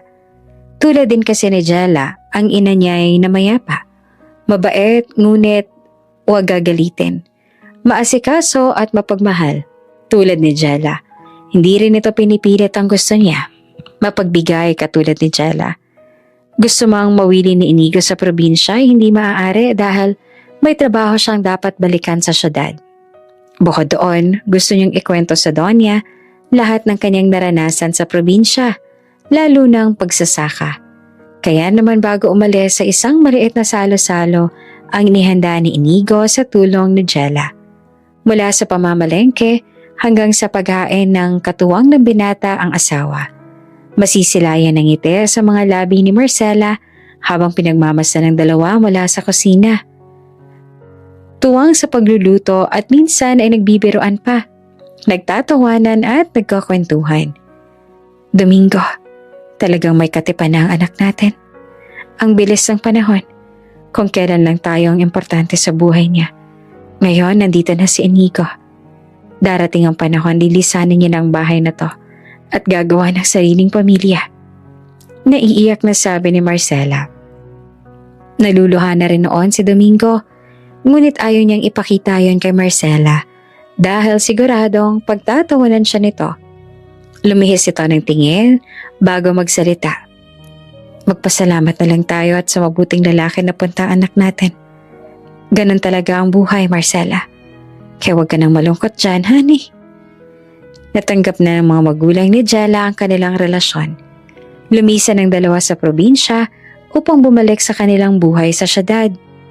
Sakay ng sasakyan, nasa tabi ni Inigo si Jella habang siya ay nagmamaneho. What if we bought properties here? Then we can build a vacation house. I want this location to be near your parents so we can see them often. Wika ni Inigo habang nagmamaneho. Nagulat naman si Jella. We? Yes, what's surprising about that? We are married and you are my wife. Pasimple hinawakan ni Inigo ang kamay ni Jella. I know we started as a mess, and I cannot blame Lola for doing that. But in the end, I realize it makes sense. Inihinto nito sa tabi ang sasakyan at tumingin sa dalaga. Can we start all over again, Mrs. Revelia? Huminto ang paghinga ni Jella ng ilang segundo. Ni sa panaginip ay hindi niya inaasahang mangyayari ang lahat ng to. Hindi niya akalain na ang isang Inigo Revelia ay mahuhulog ang loob sa kanya. Pero, at kumalas ng hawak si Jella. Naguguluhan ako sa nararamdaman ko. Malungkot nito ang sabi. Napayo ko si Inigo. Bago pa man niya sabihin ang tunay niyang nararamdaman, ay nangangamba na siyang itong isasagot ng dalaga. Alam niyang hindi basta-bastang babae si Jella na mabilis siyang makukuha tulad ng iba. Bukod doon ay malaking banta si Nestor sa kanya. I know that you might have said that. Nakangiti nitong sabi na ikinagulat ang dalaga. I might have grown up in the US but deep in my heart, I still know our tradition. I'm going to court you. Whether you like it or not, I'll beat Nestor. I'll show you that I'm much better than him. Isang matamis na ngiti naman ang sumilay sa labi ni Jella. Sira, may katipan yun si Nestor. Nasa ibang bansa ang katipan niya at magkaibigan lang kaming talaga. Tunay ang mga sinabi ni Inigo sa dalaga. Mula ng oras na yon ay tila prinsesa na ang turing nito sa asawa. Hindi ito pinatulog sa sahig, kung hindi sa kama na. At siya lumipat na sa sofa. Katwiran ni Inigo, hanggat hindi pa siya mahal ng lubusan ni Jella, ay hindi siya tatabi dito sa kama bilang paggalang. Tuwing umaga ay sabay na silang nag-aagahan. Masayang nagkukwentuhan, ipinagmamalaki na rin ni Inigo ang asawa at palaging nasasabik sa pag-uwi upang saluhan ng asawa sa hapunan. Masisilayan na rin ang ngiti sa mukha ni Jella. Lalo itong ginaganahang asikasuhin ng asawa na siya namang kinatuwa ng Donya nang minsan itong bumisita ng biglaan. Sa wakas, natauhan na rin ang apo ko. Sabi ko na nga ba tamang naging desisyon kong ipakasal kayo? Tuwang-tuwang sabi nito na may halong kilig dahil sa kwento ni Jella. Yung kista pa lang ng mata ni Inigo nang nagkukwento siya sa mga nangyari sa inyo sa probinsya. Yung yun ang sayang matagal ko nang hinihintay na maranasan niya. Kaya maraming salamat, Jella. Maraming salamat, apo ko. Subalit tila may tao silang nakalimutan mula sa buhay ni Inigo. Ang taong siyang sisira sa pasibol pa lang na pag-iibigan ng dalawa. Pababa na ng eroplano si Hazel. Unang beses siya nakatungtong sa bansa. Bagamat pinayang kanyang ina ay hindi na ito bumalik sa bansa. Naisipan nitong pumunta sa Pilipinas upang malaman kung ano nang ginagawa ni Inigo at bakit ilang buwan nang nakakalipas ay hindi na ito nagparamdam sa kanya. Patay sinding mga ilaw, mausok na paligid. Maingay at mga nagsasayang mga tao ang kasama ni Hazel ng gabing yon. Wala siyang kilala kung hindi si Rex. Are you sure na hindi natin sasabihin kay Inigo na nasa Pilipinas ka na? Tanong ni Rex na medyo naiilang. Nakapulupot kasi ang braso ni Hazel kay Rex at dinidikit ang katawan sa kanya. Hindi alintana kung may makakakita sa kanilang kakilala ni Inigo. Nah, don't worry. I must enjoy this first. He'll understand, and we have an arrangement for this kind of thing. Ani Hazel. Don't mind him. Tumayo si Hazel at inaya si Rex na sumayaw. Nakaramdam naman ng pagkaasiwa si Rex sa ginagawa ni Hazel. Siya ang sumundo dito sa airport. Akala niya ay balak sorpresahin ni Hazel si Inigo. Subalit, linggo na ang nakalipas ay mukhang wala itong balak na magpakita sa kasintahan. Ilang araw na silang babad sa mga club at kung minsan pa ay inaaya siya nitong matulog na magkasama. Lalaki si Rex at madalas silang may impluwensya ng alak at pag may alak, may balak. Kaya bilang paggalang at pag-iwas sa nakikita niyang gulo ay tumanggi si Rex. Sa totoo lang ay nahihirapan na si Rex sa kanyang kalagayan. Napapaisip si Rex ganitong relasyon ang meron ng dalawa. Parang walang tunay na pagmamahal. Ganito ba kayong dalawa ni Inigo sa US? I know the meaning of open relationship, but hindi ko expected na ganito ka-open. Na para bang single kayong dalawa sa mata ng iba? Lakas loob na tanong ni Rex. Yes, what's surprising about that? We have rules. As long as we follow that, our relationship will be settled. Why do you ask? Kasama ba sa rules ninyong tumalo ng kaibigan? Mapangahas nitong tanong. Ngumisi si Hazel. I can add that to our rules if I want. Mapang-akit nitong sabi. Napalunok si Rex. Kung ayos lang ito kay Hazel, pues sa kanya ay hindi. Pilit iniwasan ni Rex si Hazel. Hindi niya ito sinasamahan sa club na gusto nitong puntahan. Ngunit sadyang matinik si Hazel at palagi ito nakakahanap ng paraan upang sila ay magkita. Mabuti na lang at ng mga panahong yon ay nasa probinsya si Inigo at Jella. Bihira lang silang mag-usap na magkaibigan at ang huling balita niya kay Inigo ay nahuhulog na ito kay Jella. Nais na nitong manligaw. Nanahimik si Rex. Ayaw niyang masira ang pagkakamabutihan ng dalawa kaya walang kaalam-alam si Inigo sa mga nangyayari. At dahil dito ay nilalaman si Rex ng kaniyang konsensya. Huwag na huwag mong sasabihin na nandito ako, okay? Sabihin mo na may meeting ako, out of town. Magsabi ka ng kahit saang probinsya, yung liblib at malayo. Utos ni Rex sa kanyang sekretarya. Naguguluhan man ay sinunod na lang siya ng kanyang sekretarya. Natanaw kasi ni Rex si Hazel sa may parking lot. Dali-dali itong nagtago at nagkulong sa kanyang opisina. Binabawi ko na yung hiling ko na maging habulin. Ayoko na pala. Ang hirap. Sorry, Inigo.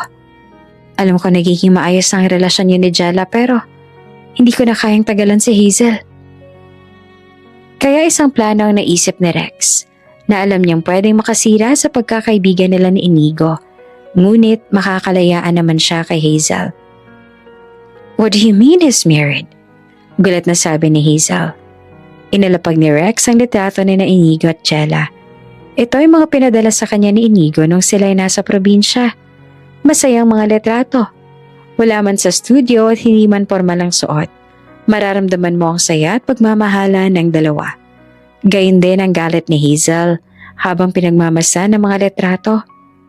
Ang maitim na aurang bumalot dito na tila hindi niya matanggap na siya'y naisahan ni Inigo. Why did he do that? Tanong ni Hazel. Maybe because you're in an open relationship? Tura ni Rex na may kaba sa kanyang dibdib. Nang dahil sa ginawa ni Rex, nakaramdam ng kaba si Hazel. Tila naging banta ang impormasyong ito para sa relasyon nila ni Inigo. Wala rin ito sa kanyang rules, kaya lalong nag-init ang ulo nito sa kanyang nalaman.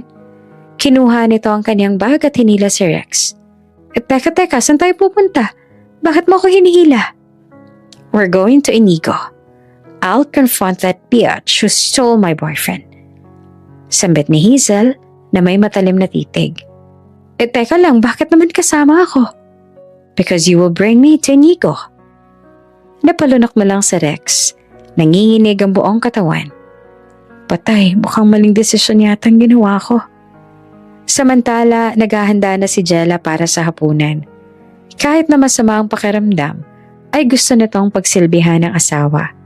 Dumating na maaga si Inigo dahil alam niyang may sakit ang asawa. I told you I'm the one who'll make dinner. Sita ni Inigo sa asawa. Kaya ko naman, tsaka pagod ka sa trabaho. Sige na, magbihis ka na.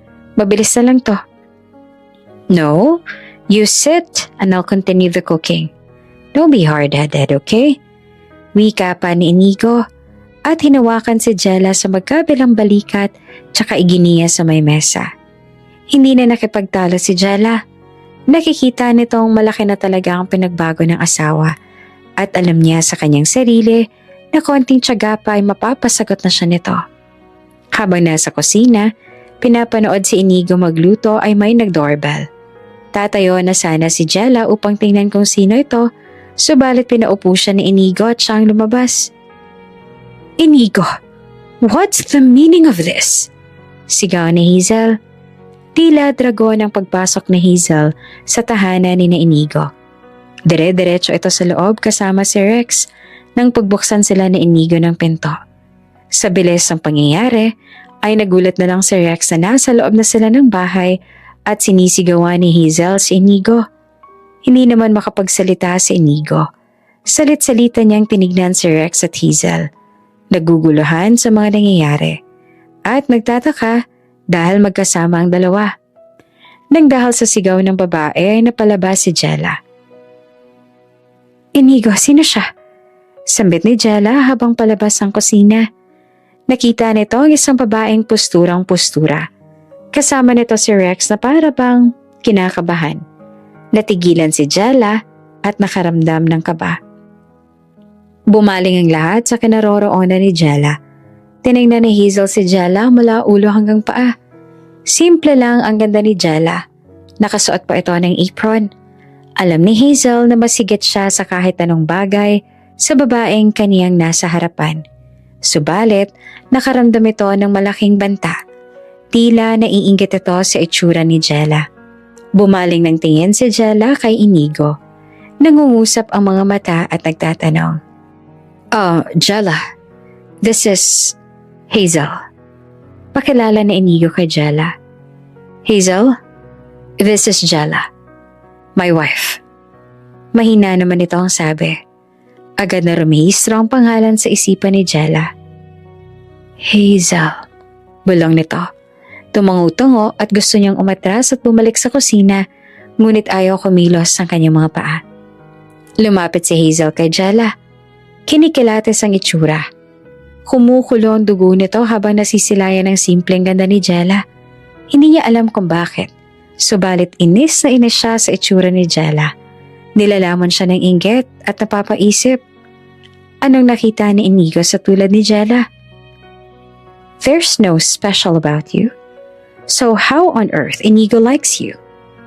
Pang-aalipusta ni Hazel sa dalaga. Hazel, stop it. Napipikong sabi ni Inigo. Jella, please stay in our room. Para bang robot na sumunod si Jella kay Inigo. Nakita niya na lang ang kanyang sarili na patungo sa silid nilang mag-asawa habang umaagos ang luha sa kanyang mga mata. Ano ba itong nangyayari sa akin? Alam ko namang simula pa lang ay may katipan na si Inigo. Bakit kumakasta ako ng ganito? Para bang hulog na ako sa kanya?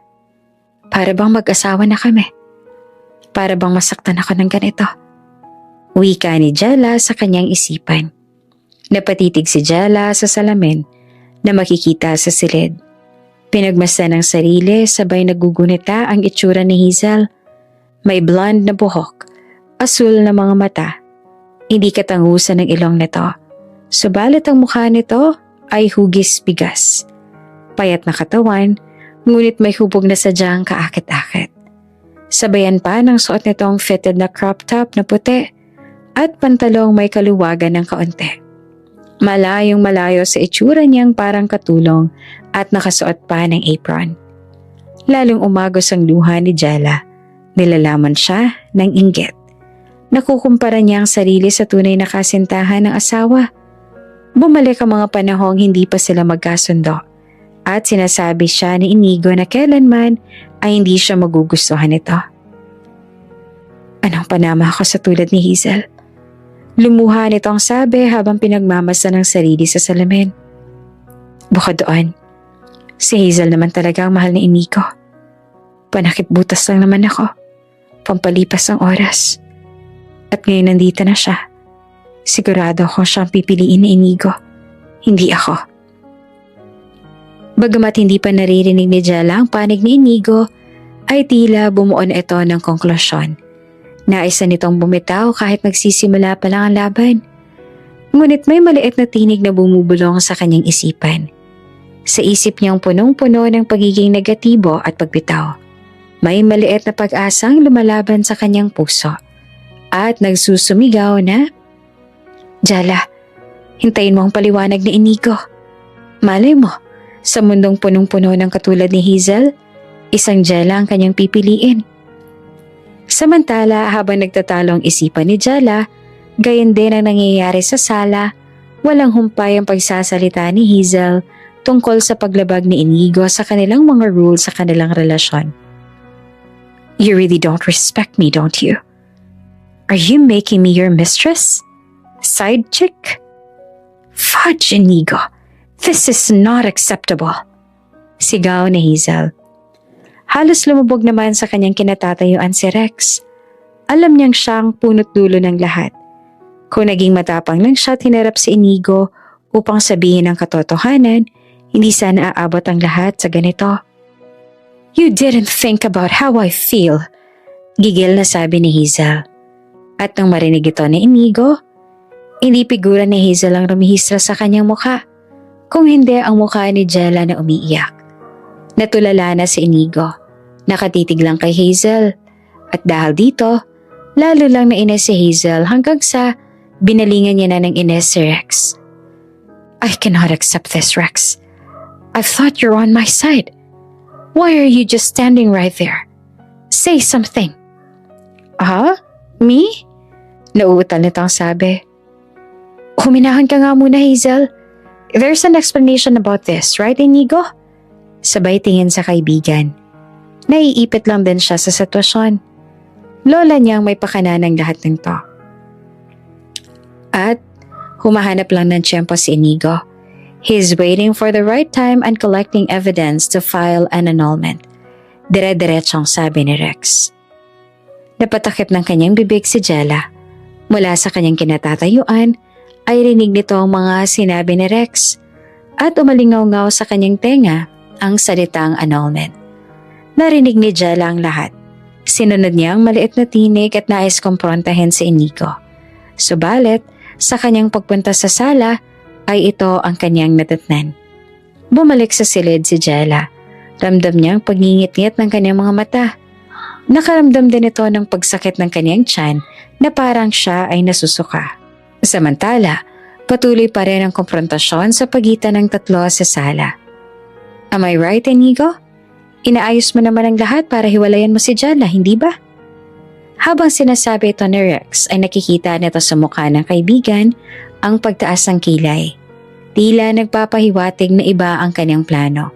Hanggang sa napakagat na lang ito ng kanyang labi dahil mukhang mas malaking gulo ang kanyang hinaharap dahil sa kanyang ginawa.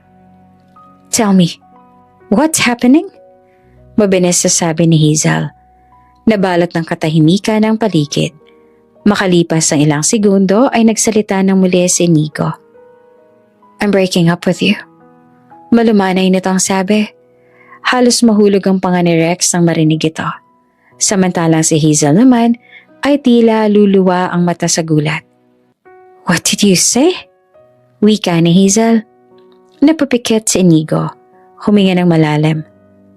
I said I'm breaking up with you. Wow. After all these years, after I came here, you will tell me that? And you're replacing me from that woman? Hindi matanggap ni Hazel na ipinagpalit siya ng kasintahan sa tulad ni Jella. Seriously? What was I missing for you to choose her instead of me? Marami. And I don't have to tell you one by one, because nothing can replace her. I know I cheated on you, but isn't that our relationship is not working a long time ago? We were in a relationship that had no stability, very immature. And when I meet Jella, I felt like I'm willing to change, to be better, so I can have her trust and eventually fall in love with me, even if it takes time. That was the one she taught me. The love cannot get on one snap. Love should be earned, cherished, being contented and happy, willingness to do all, to change just to show how you love that person. And that's the love I wanted to give Jella. Paliwanag ni Inigo. Nahipo naman ang puso ni Rex sa lahat ng sinabi ni Inigo. Siyang tunay na yon ang isang bagay na nagpakitang seryoso na siya sa relasyon nila ni Jella. Bilang isang lalaki, handa niya nang iwan ang kanyang pagkabinata upang patunayan ang pagmamahal niya kay Jella. Konsensya ang naramdaman ni Rex. Isa itong malaking hakbang upang maipakita kay Jella na tunay ang pagmamahal ni Inigo. Ngumiti si Rex. Let's go, Hazel. Ayan ni Rex. At hinawakan ng kamay ni Hazel. Ako nang bahala sa kanya, Inigo. I'm happy for you. And sorry sa gulong ginawa namin. I'll explain it to you soon, but for now, let me handle this. Ngumiti naman si Inigo at tila may kumawalang mabigat na bagay sa kanyang dibdib. Naiwang mag-isa si Inigo sa sala. Tulala pa siya noong una, ngunit may ngiting lumapat sa kanyang mga labi. Makalipas ang ilang sandali, ay inayos niya na ang kanyang sarili. Huminga ng malalim at bumuga upang ilabas ang tensyong kaniyang nararamdaman. Pupuntahan niya ang asawa upang magpaliwanag. At nang nakarating na siya sa kanilang kwarto, laking gulat nito na makita si Jellang walang malay na nakahandusay sa sahig. Sa emergency, humahango sa dumating ang Donya. Nakita niya ang kanyang pinakamamahal na apo. Nasa waiting area. Apo ko, tawag ng Donya. Tumunghay si Inigo at nakita ang kanyang lola. Bakas ang tulo ng luha sa kanyang mga mata. Kitang-kita ang pag-aalala. Isa sa pinakakinakatakutan ni Inigo ay ang mawalang muli ng mahal sa buhay. Sobra itong natroma sa pagkawala ng kanyang mga magulang at ngayon na amin niya na sa kanyang sarili kung gaano niyang kamahal si Jella ay saka naman siya kukunin sa kanya. Lola, natatakot po ako. Natatakot po ako mawala si Jella sa akin. I really love her and I'll do everything to save her. Not to lose her, Lola. Umiiyak na to ang sabi. Niyakap siya ng Donya upang kumalma. Shh! Tumahan ka na, Apo. Hindi mangyayari yon. Gagawin natin ang lahat para kay Jella. Ani ng Donya. Ilang sandali pa at binalikan si Inigo ng doktor at tumingin kay Jella. Sino pong pamilya ng pasyente? Agad na lumapit si Inigo. Pinahid ang luha sa kanyang mga mata. Doc, I'm her husband. Over-fatigue at stress ang naging sakit ni Jella. Nawalan ito ng malay dahil sa matinding emosyong kaniyang nararanasan. Nakahinga ng maluwag ang maglola. Laking pasasalamat nila dahil hindi malubha ang lagay ni Jella. Na malagi si Jella magdamag sa ospital. Makikita ang matamlay nitong mukha at iwas na tingin kay Inigo. Ayos ka lang ba, Iha? Napapansin ko parang iniiwasan mo si Inigo. Tanong ng Donya na siyang nagbantay pansamantala sa dalaga. Naiwan ang dalawa sa silid upang asikasuhin ni Inigo ang mga papel ni Jella upang ma-discharge na sa ospital. Lola, iyon pala ang sinasabi ni Jella ay bumuhos na ang luha sa kanyang mga mata. Alam ko naman pong hindi ako ang mahal ni Inigo. Mula una pa lang, alam ko naman po yun. Pero bakit ang sakit? Ang sakit malaman na hihiwalayan niya po ako. Umiiyak na to ang sabi. Nagulat naman ang Donya. Ngunit hinayaan niya muna magsalita ang dalaga. Nais niyang malaman kung saan nagmumula ang pag-iyak nito at kung anong ginawa ni Inigo sa kanya. Ayaw niyang pangunahan siya ng galit dahil hindi na bata ang dalawa at kailangan nilang maranasan ng lahat ng to upang sila ay tumibay. Ikinwento ni Jella ang nangyari sa gabing bago siya isugod sa ospital. Ang pagpunta ni Hazel sa kanilang bahay hanggang sa nalaman niyang hihiwalayan siya ni Inigo na si mismong bibig ni Rex nanggaling. Matapos marinig ang lahat ng yon ay umalis na siya dahil hindi niya na kinakaya ang mga nangyayari ng oras na yon. Lola, alam ko naman po ang lugar ko sa mundong to. Malinaw sa akin na nangyari ang lahat ng to dahil sa kasunduan. Alam kong may katapusan din po ang lahat ng to pero ang sakit. Sobrang sakit. Aaminin ko. Mahal ko na po ang apo ninyo dahil nung nasa probinsya kami, nakita ko po yung sign na Inigo na sinasabi ninyo na mabait, maalaga at mapagbigay. Hindi ko lang akalaing sasabihin niya sa akin na gusto niyang totohanin lahat ng to pero matapos kong marinig ang katotohanan, nahihiwalayan niya rin pala ako sa huli. Nasasaktan ako dahil isang malaking palabas ng pupa lang lahat ng to. Umiiyak na to ang sabi. Napaluha na rin ng Donya sa kanyang narinig. Pakiramdam niya ay kasalanan niyang lahat ng to. Ang akala niyang magandang nangyayari sa pagitan ng dalawa ay biglang nagbago dahil sa sinabi ni Jella. Hindi niya inaasahan ang pagdating ni Hazel. At ang malalaya ay ganito ang magiging resulta ng lahat kay Jella. Nilalamon ng Donya ng konsensya. Kung sana'y nalaman niyang magiging ganito ang kahihinatnan ng lahat, ay hindi niya na pinagpilitan ang kanyang nais. Humanap na lang sana siya ng ibang paraan upang masalba ang kanyang yaman. Subalit, huli na ang lahat. Anong balak mo? Tanong ng Donya. Gusto ko po sanang umalis. Magpakalayo-layo. Alam ko pong hindi ko po tapos sa pagbayaran ng buong perang pinagtubos niyo sa lupa namin pero nangangako po ako na ibabalik ko po ang lahat ng binigay ninyo. Paglilinaw ni Jella. Umagos ang luha sa mga mata ng matanda. Ayaw niyang pakawalan ng kamay ni Jella. Subalit sa oras na yon ang nakikita niyang tama upang hindi ito masaktan. Kung yan ang desisyon mo, hindi kita pipigilan. Pero sa oras na magbago ang inisip mo, bukas loob kitang tatanggapin na po ko, Jella. Ani ng Donya. Oras ang lumipas. Tapos na rin ang mga papel na inaasikaso ni Inigo. Pabalik na siya sa silid ni Jella at sa pagbukas niya ng pinto, ang kanyang lola na lang ang kanyang nadatnan. Nilingan ni Inigo ang buong silid ngunit hindi niya nakita si Jella. Kumabog ang kanyang dibdib. "Lola? Where's Jella?" Taranta nitong sabi. Tumayo ang matanda at niyapos ang apo. "Apo, kailangan niya ng oras. Oras para sa kanyang sarili. At sana patawarin mo ako dahil pinagpilitan ko ang relasyon ninyo. Hindi ko inisip na nasasaktan ko na kayo pareho. Patawarin mo ako, apo."